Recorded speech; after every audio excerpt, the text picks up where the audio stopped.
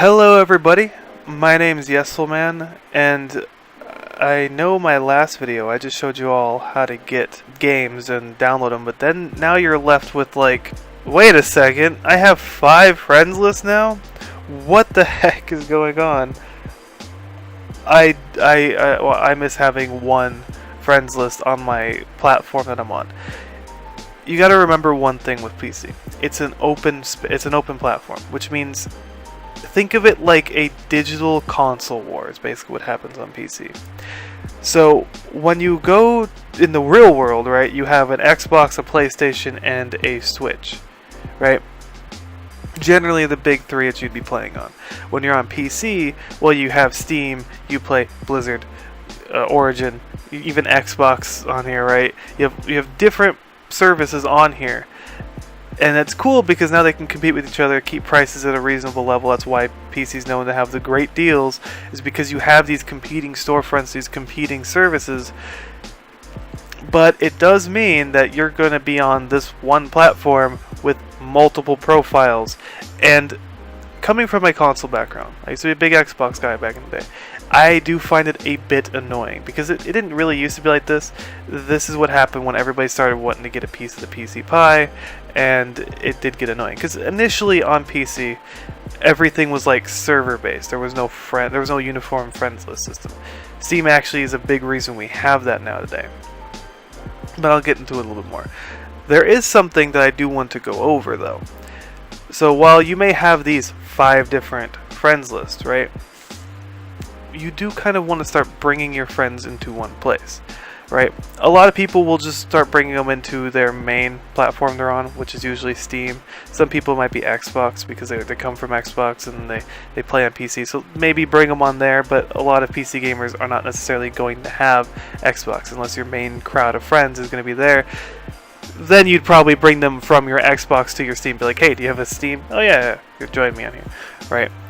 So we're going to talk about the true kind of middle ground on PC, the place where you'll keep pretty much all of your friends, and then when you want to play with them, you'll add them on the respective service you want to add them to, right? Because keep in mind, again, PC came from a server system. So this is called Discord. Discord's really nice in the fact that it brings 2 types of friends list systems, right, into one. So let's talk about kind of the more streamlined console-like systems they have involved. It's really not fully console-like. It's closer to like when people, because you had kind of 2 crowds back in the day. You had the Skype crowd, and then you had the people who were using, I think it was like Trello or whatever. I wasn't one of those people because I came from a console background. I wanted just to click, call my friend, and play, right? So I used Skype, and then we moved to some other different ones until eventually we all landed on Discord, and a lot of other people did too. Skype was cool because you could just call. Everybody pretty much had it because everybody was using Skype back in the day, and some people still do. Then you go to Trello. Trello set everything up in servers, and I know that sounds weird, especially if you come from a console background, but keep in mind, again, PCs back in the day, you'd set up a server, people would join that server, and it wasn't friends list based. Consoles kind of brought in the friends list, really, right? And then, so when you had your chat system, you could have it be server based too. But as games now start supporting more and more friends list systems and everything, you don't need to set up these servers the same way. You start seeing more need for these types of things. So I can still click on names and chat and call, just like I would want to with Skype or even Xbox Live or whatever. I can just click on a name, chat with them, and then call them if I wanted to. You could do that too. You can screen share, you can video chat, everything. But the place where this really shines, and we're going to go to my little tutorial world, is you can also have those old PC server chat room things, right? And this is a little bit better. It's actually a lot better than the other ones. Not only is it simplified, but it still allows for complex environments. It's also nice because it mainstreamed them, and you'll see a lot, because some of you are probably familiar with Discord, and a lot of communities that aren't PC gamers will set these up because they can now manage people and have their communities all talk and come together under one place, and this is where you can do it. So not only can I click and call, I can set up server communities. So here you can see we can have general chat where we can just talk, and then we can even set up multiple channels, so we can group them up, have other people talk on different things and whatever topic they want to. We can have an on topic, off topic, whatever you want.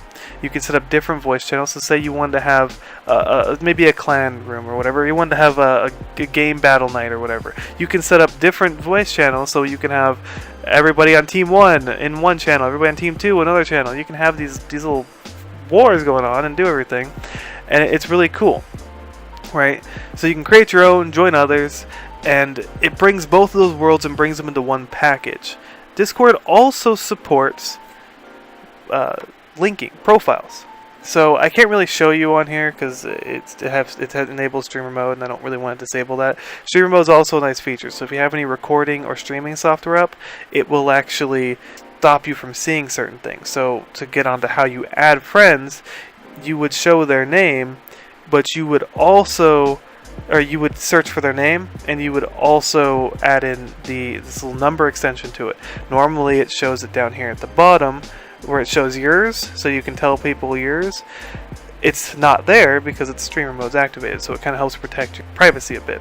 So, going into why you should use this over just having Steam or maybe your Xbox profile. It's cool because it's a middle ground play, it's a middle space. You can be a part of communities, everything I just said. It's also can work across platform, not necessarily in consoles, but on like Android and everything, so you can still bring that community on the go. So it's almost a good social networking kind of space too. I mean, most of these, I use this more than I use any other social media just because it's right there. I have my friends there, both in real life friends that I don't play games with and real life friends that I play games with. I have gaming friends, non-gaming friends, gaming communities, non-gaming communities. I have all that stuff in here that we just goof around in and play games and do things together. And if I ever want to add them, I can add them. It even shows what my friends are playing or what people are playing if they have their accounts linked to it. So you can link your Steam, your Origin, your Battle.net, Blizzard account, and all that stuff into this, so it shows what games you're playing. So if you add somebody from Overwatch and you bring them into here, they can see that you're playing. And then when you link profiles, it'll actually try to add people over on your friends list that have this, so you can kind of bring them all into one space. It'll give you suggested results, and you can just start adding your friends in because if they've linked it too. So that's another thing to keep in mind. Link your profiles, because then people can find you. They're like, oh, hey, he's finally on PC. Like, I might not know you're on PC. Now I can add you and like, hey, your name popped up. You're on PC too now. Sweet, let's play some games together. I didn't know you got this, right? It's really convenient, really awesome, and honestly, it's a double-edged sword. It's still another friends list, and then you still are going to have to add everybody to your 5 other friends list when you want to play with them on X service through whatever thing. So if I want to play Titanfall, I have to add them to Origin. If I want to play Overwatch, I have to add them to this. If I want to play any games on Steam, I have to add them to that. It's still going to be a bit annoying when it comes to that. Luckily, most of that's one time and you're done, and you just invite them to your game once you're ready to play. But overall, that's kind of how to generally have your community set up and really socialize in the PC space, I guess, efficiently. There's no really wrong way to do it. That's the kind of the thing about PC is cool. It's your personal setup. You set this up the way you want. You do it the way you want. But these are the options available to you, and this is how I recommend you go about and use it, right? Yes, it's one more app to have, but at least it's kind of a one-stop shop. So if you don't have your other game platforms or game services open, you can keep that one place open and open them accordingly, right? You can have all of your games just on your desktop and click on them, and they'll just launch your game, your service, and you'll launch your game, and then you just invite them to the service. It's really convenient, and it kind of helps bring more of a middle ground to the PC. But anyway, with that being said, I wanted to kind of show you guys that so you knew where you were kind of how had a friend on on PC, and now hopefully you're a little less lost. You have a little bit of an understanding of why it is the way it is, and how to use it, and kind of enjoy it. If you have any other videos you want me to make about any specific topics, because you know, if you're new to PC, you want me to show you some ways, let me know, and I'll see if I can help you out, and I'll see if I can make a video. Also, if you have any questions about anything I've talked about here, or even in my last video, please leave a comment, let me know, ask questions. I'd love to help you guys out. If you enjoyed the video though, please leave a like and subscribe. So I hope you all stay yesful, never stop learning, and I'll see you all in the next video.